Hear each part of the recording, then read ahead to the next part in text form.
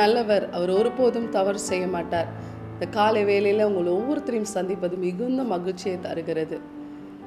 ஒரு அழகான ப்ராவர்ப் பார்த்தேன். அது எப்படியா சொல்லுகிறது? Those who speak rude cannot sell honey. Those who speak sweet can sell even chilies அப்படின்னு சொல்லி போட்டிருக்கு. இது நம்ம வாழ்க்கையில் நிறைய நேரம் பார்க்க முடியும். எப்படின்னா, நம்ம பிள்ளைங்களை கூப்பிட்டு, இப்போ 2 பிள்ளைங்க இருக்காங்கன்னு வச்சுக்கோங்களேன். ஒரு பிள்ளைக்கிட்ட அப்படியே ஒரு ரூடாக, அப்படியே கடினமான ஒரு சொற்களை சொல்லி அவனை திட்டி ஒரு சின்ன வேலையை விட்டு பாருங்களேன், நிச்சயமாக அவன் செய்யவே மாட்டான். ஆனால் இன்னொன்று ஒரு பிள்ளைக்கு அழகாக அவனுக்கு தாஜா பண்ணி அவனை ஒரு ஸ்வீட்டாக அவனை கூப்பிட்டு ஒரு நல்ல சொற்களை சொல்லி பேசி அவனை ஒரு பெரிய வேலை கொடுங்களேன், அந்த பெரிய வேலையை கூட அவன் அழகாக ஈஸியாக முடிக்கிறத நம்ம பார்க்க முடியும். ஆமாங்க, இந்த வார்த்தைகள் அப்படி தான் சொல்லுகிறது. நீங்கள் ரூடாக பேசுனீங்களா, நீங்கள் தேனே எடுத்துகிட்டு போனால் கூட உங்களால் விற்கவே முடியாதான். கடினமான சொற்கள் உடையவர்களாக, கடினமான வேர்ட்ஸஸ் யூஸ் பண்ணுறவர்களாக நீங்கள் இருந்தீங்களா, உங்களால் ஒரு தேன், இனிப்பாக இருக்கிற தேனை கூட உங்களால் விற்க முடியாதா. ஆனால் நீங்கள் அதே ஒரு ஸ்வீட்டான வேர்ட்ஸ், ஒரு அழகான ஒரு வார்த்தைகளை நீங்கள் பேசுனீங்களா, நீங்கள் போய் காரமான ஒரு மிளகாவை கூட நீங்கள் எடுத்துகிட்டு போனீங்களா, உங்களால் அதை விற்றுட்டு வர முடியும் அப்படின்னு சொல்லி இந்த ப்ராவர்ப் சொல்லுகிறது. நிச்சயமாக நம்ம வாழ்க்கையில் இதை நம்ம பின்பற்றணுங்க. நிறைய லேடிஸ் பார்த்திங்களா, இந்த சேல்ஸ்மேன் வருவாங்க, அவங்க வீட்டுக்கு வந்து பேசும்போது நிறைய லேடிஸ் வந்து அதில் மயங்கிடுவாங்க. எப்படின்னு, ஏன்னா அவங்க ரொம்ப அழகாக மேடம் அப்படின்னு சொல்லிட்டு அவங்கக்கிட்ட அழகாக பொலைட்டாக பேசும்போது நிறைய லேடிஸ் என்ன பண்ணுவாங்க, அந்த சேல்ஸ் பர்சன் கிட்ட தட்டி கழிக்கவே முடியாது. அவங்க என்ன ப்ராடக்ட் வாங்கி எடுத்துகிட்டு வராங்களோ அதை சீக்கிரமாக விற்றுட்டு போயிடலாம் அந்த லேடிஸ் கிட்ட. நம்ம மயங்கிடுவோம்ல. ஆனால் அந்த கடின சொற்களை அவங்க வந்து பேசுகிறாங்களா, நிச்சயம் நம்ம வாங்கியிருப்போமான்னு நினச்சி பாருங்களேன், நிச்சயமாக வாங்கவே மாட்டோம்.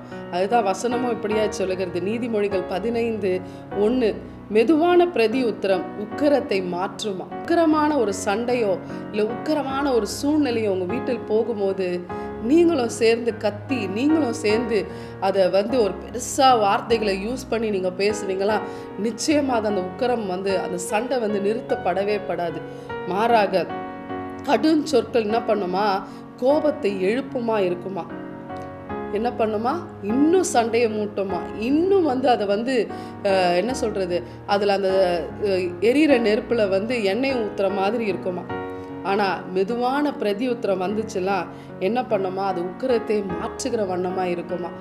அந்த சண்டை வரும்போது யாராவது ஒருத்தர் பொலைட்டாக ஒரு சொற்களை ஒரு சாந்தமாக பேசி கொஞ்சம் தாழ்ந்து போனவங்களாம் பாருங்களேன், அந்த சண்டை சீக்கிரமாக முடிக்கிற ஒரு தருவாயில் வந்துடும்.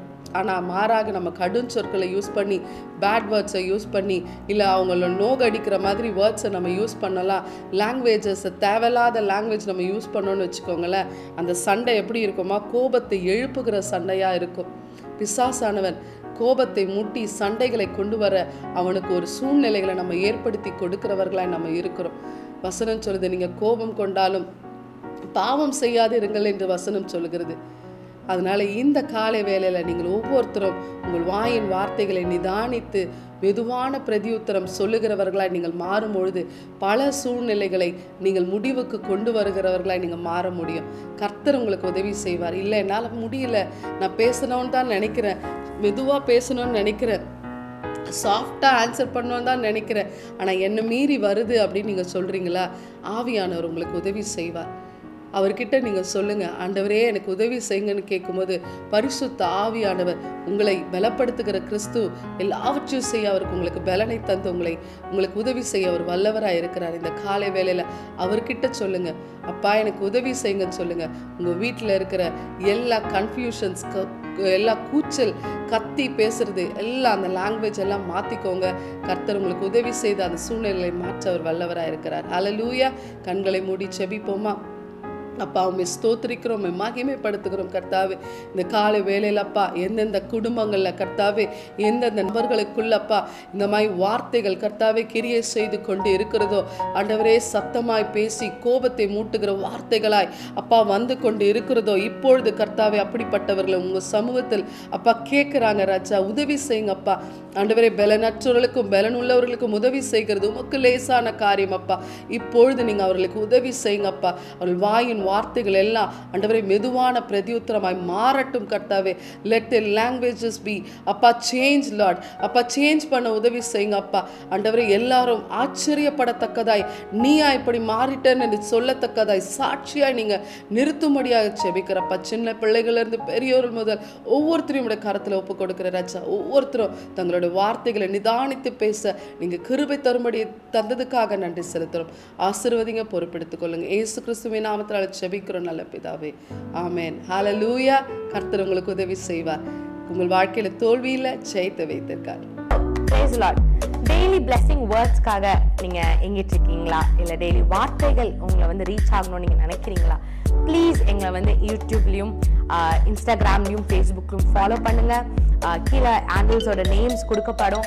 ஸோ டெய்லி மெசேஜ்க்காகவும் அனாயிண்டிங் வேர்ட்ஸ்க்காகவும் டங்ஸில் நீங்கள் பேசணும்னு நினைக்கிறீங்களா, அதுக்காக வீடியோஸ் நாங்கள் அப்லோட் பண்ணியிருக்கோம். அது மாத்திரம் இல்லை, இன்ஸ்டாகிராம்ஸில் டெய்லி உங்களை கேட்கும்படியாக வார்த்தைகள் வந்து அப்லோட் பண்ணப்படுது, போஸ்ட் பண்ணப்படுது. அதை பார்த்து ஃபாலோ பண்ணி நீங்கள் ஆசீர்வாதம் அடையணும் நாங்கள் விருப்பப்படுறோம். ஸோ எங்களோட இன்ஸ்டாகிராம் ஹேண்டில்ஸ் இங்கே போடுவாங்க, ஃபேஸ்புக் ஹேண்டில்ஸ் இங்கே போடுவாங்க. அது மாத்திரம் இல்லாமல் எங்களோட யூடியூப் சேனல்ஸ் இருக்குது, சப்ஸ்கிரைப் பண்ணுங்கள். ஆசீர்வாதமான வார்த்தைகள், அனாயிண்டிங்கான வார்த்தைகள் உங்கள் அடையணும் நாங்கள் விருப்பப்படுறோம். ஆசீர்வாதப்படணும் நாங்கள் விருப்பப்படுறோம். ப்ளீஸ் எங்களை ஃபாலோ பண்ணுங்கள், சப்ஸ்கிரைப் பண்ணுங்கள், ஷேர் பண்ணுங்கள், லைக் பண்ணுங்கள். Praise be to God.